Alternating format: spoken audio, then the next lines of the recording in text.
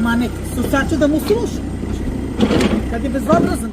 Prvo će ići inspekcija, a onda će ići oni, a onda i Stajić koji legalizuje ovakvu kuću od 600 kvadrata ima temelj kakav da može da padne. Nemojte, molim. On ne garantuje za bezbednost. Znači, država ne garantuje, a treba ja da mu garantujem. Ne. A ja ću da pokrenem sve nelegalne objekte, verujte mi, da nijedan izvođač nije dužan da ga sačuva. Razumete? Nabićemo sve, ne brinite, u struci sam, nisam. Ali pišu, sve ću ih tužiti. Kogod je pisao nešto, a ne razume se to. Izvinite. Dođete vi ponovo slobodno. Tu su momci do daljnje, dok ne završe.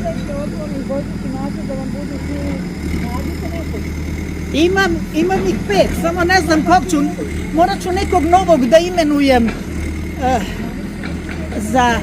sad ću ja da vidim za ovu vrstu radova specijalno. Znate, ne brinite, prijatno. A vi, mladi dečko? Dobar dan, gospođo Jelice, kako ste? Ja sam dobro, vi? Ma nek, sad ću da mu slušam. Kad je bezobrazan. Prvo će ići inspekcija, a onda će ići oni, a onda i Stajić koji legalizuje ovakvu kuću od 600 kvadrata ima temelj kakav da može da padne. Nemojte, molim.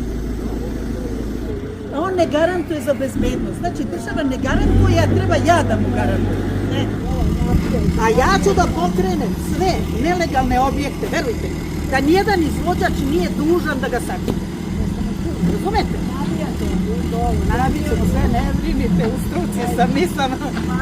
Ali pišu, sve ću ih tužiti. Kogod je pisao nešto, a ne razume se to. Izvinite. Dođete vi ponovo slobodno. Tu su momci do daljnje, dok ne završe.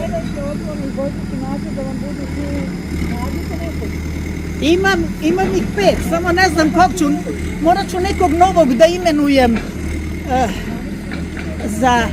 sad ću ja da vidim za ovu vrstu radova specijalno neko. Znate, ne brinite, prijatno. A vi, mladi dečko? Dobar dan, gospođo Jelice, kako ste? Ja sam dobro, vi?